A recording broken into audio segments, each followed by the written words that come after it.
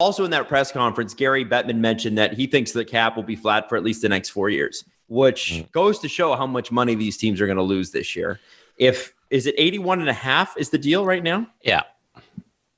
Boy, if 81.5 is the salary cap and you've got teams that can't spend any money at all, this might be not only the best trade deadline for rich teams, but the best offseason for rich teams.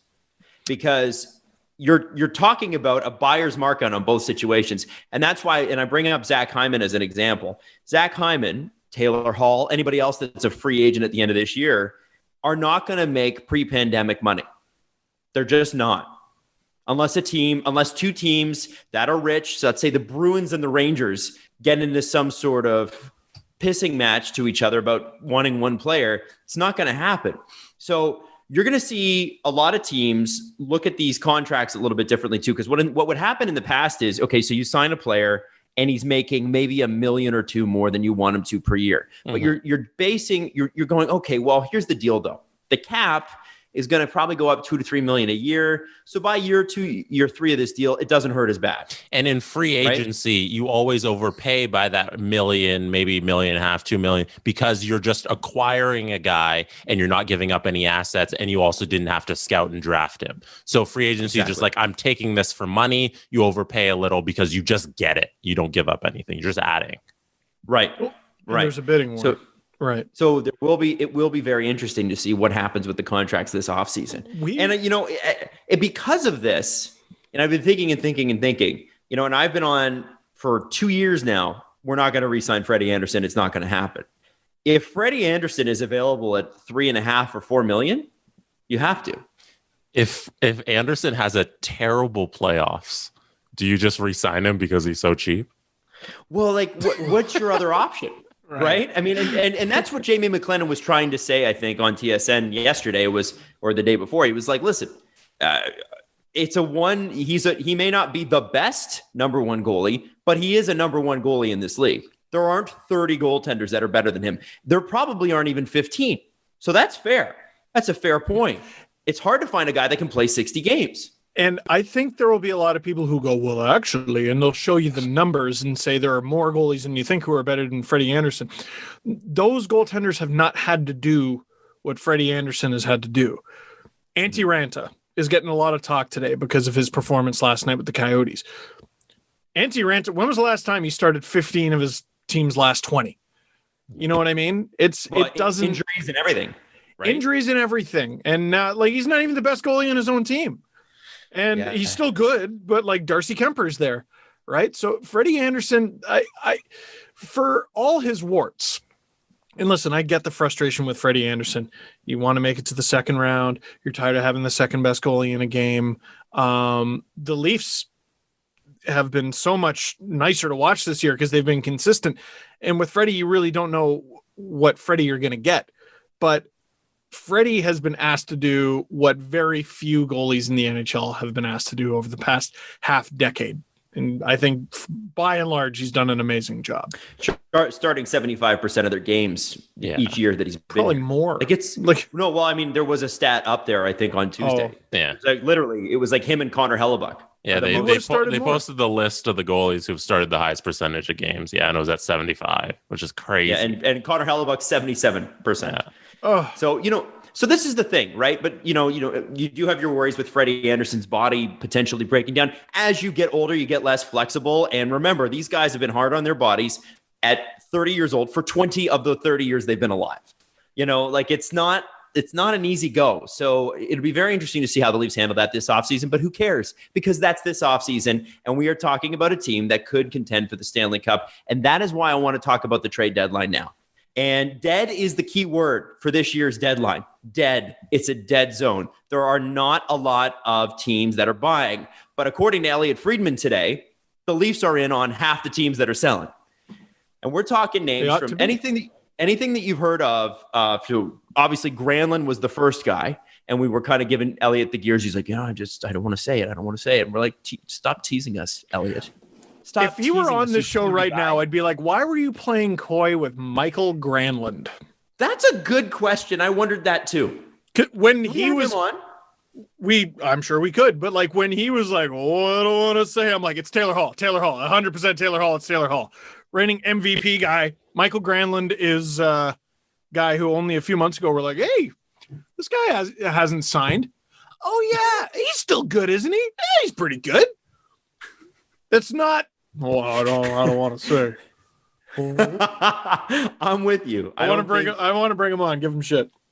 Well, and that's the part that is so fun about this is that like Elliott's got a way that he does things, and I think it's very interesting to see. It'll be very interesting to see how he handles this trade deadline. But I do think there has to be a reason for that. So maybe we should invite him on.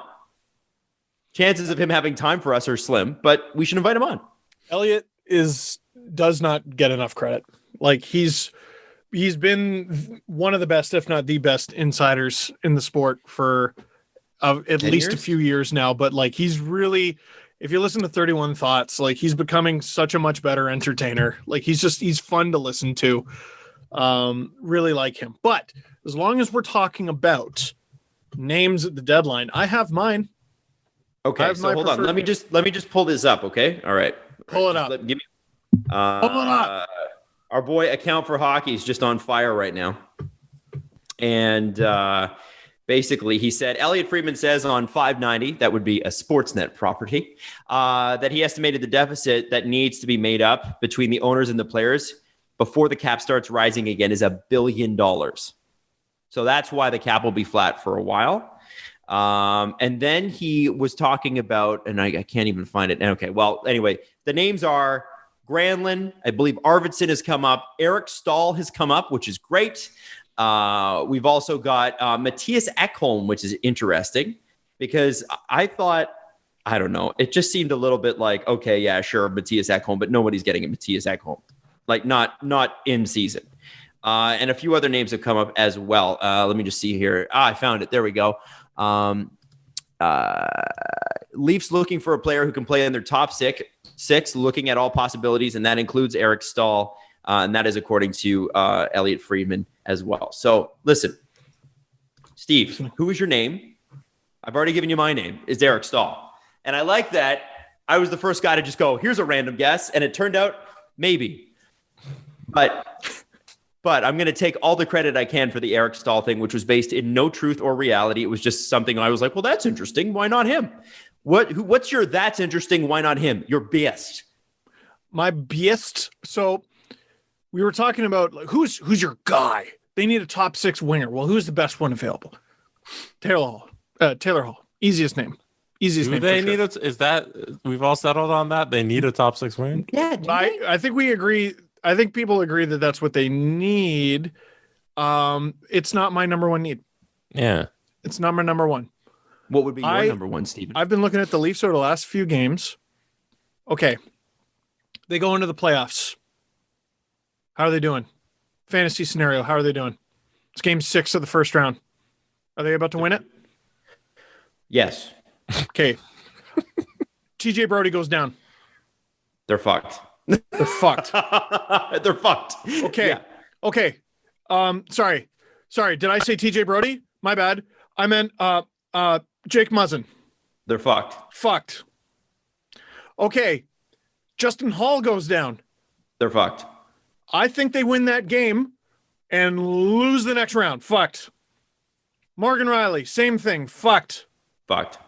They need, sorry for the parents listening in the car. You should know better by now. And here's the other thing. Seattle. We're forgetting about Seattle. So Leafs, how does that play into this? The Leafs are gonna more than likely go protect 7 forwards, 3D, rather than go 4 and 4. Mm-hmm. Well, who the hell do you protect? Matthews, Tavares, Marner, Nylander, Kerfoot, Hyman, Mikheyev. Those are your top 4. Hyman will be a free agent. You don't have to protect Hyman. Right. I mean, they could still claim him. It would be weird for them to do it. Yeah. So you don't protect him.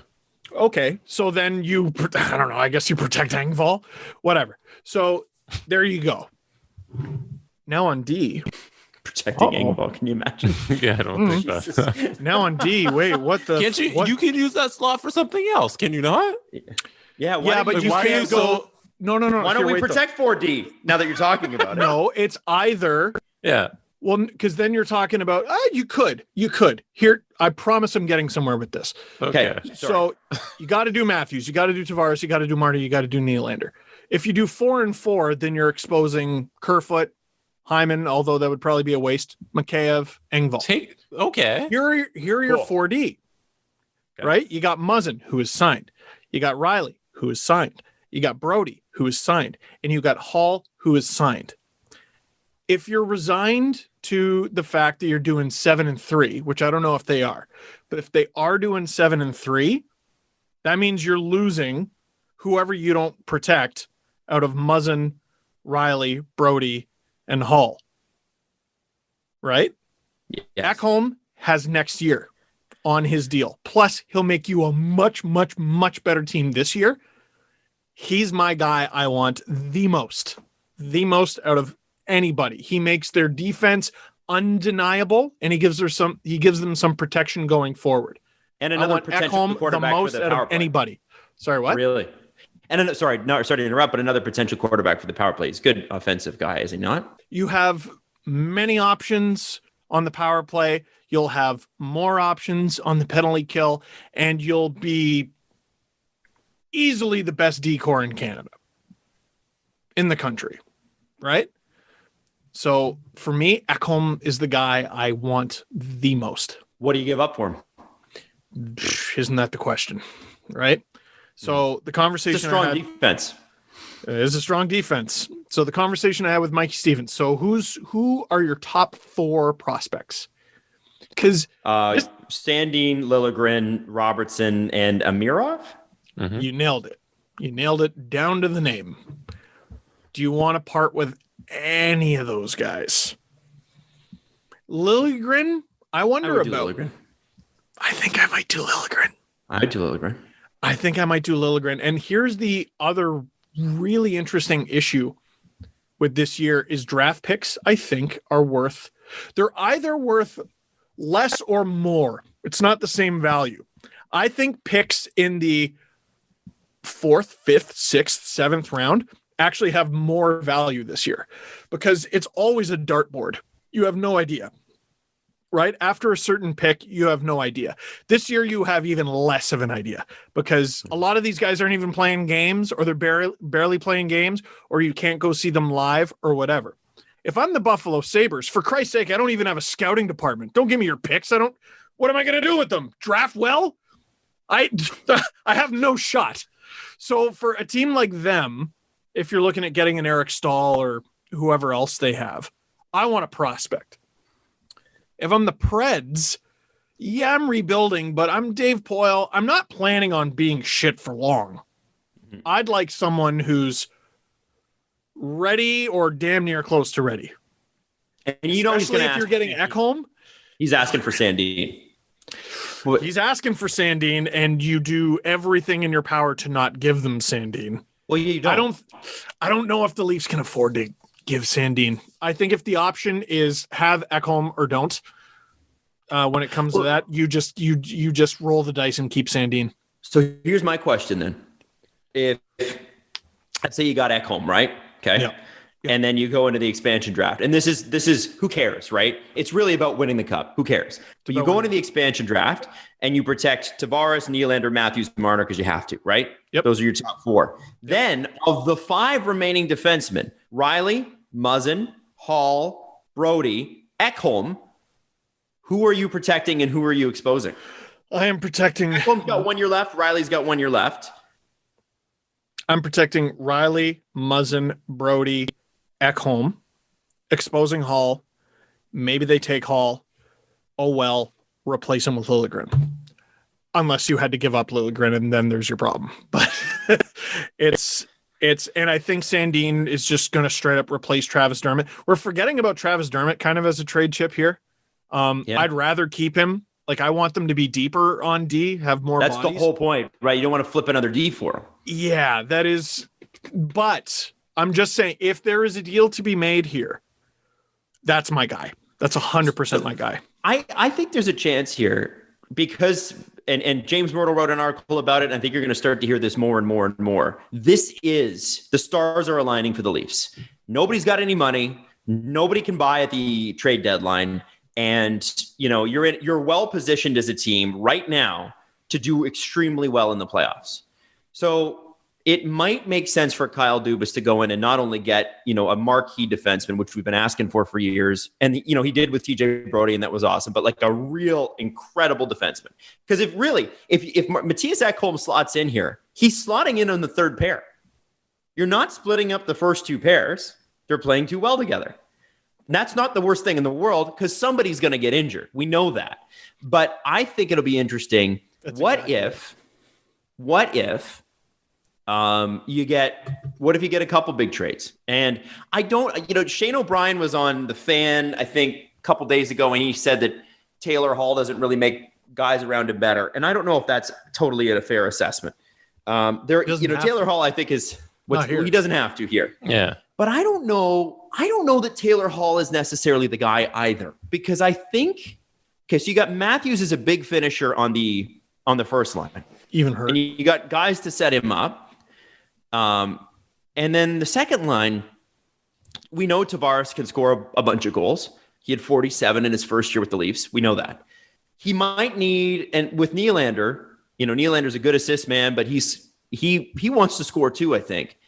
On that line, I can see where they go playmaker on the left side. Do you know what I mean? Well, that's what Kerfoot's for, right?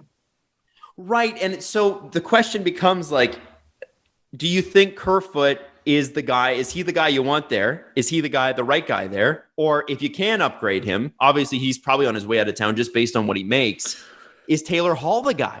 I'm not convinced Taylor Hall's the guy, but I know he wants to win bad. And I like that. For any trade for a forward, Kerfoot has to leave just for the salary to work, right? Yes. Because he makes the most money. This is the interesting thing, Jesse, is you guys are selling me on going 4-4 because your highest paid forward outside of the top four is Kerfoot at the moment. Yeah. Right. So, and Hyman, like you said, is a UFA. Seattle can claim him if they want to lose him immediately. I don't think he would want to go there unless they offered him obscene money. And then what's the point? You're an expansion team. The whole thing is you don't have to do that. So Kerfoot could get claimed by Seattle. People are talking about him like he's a trade chip right now. These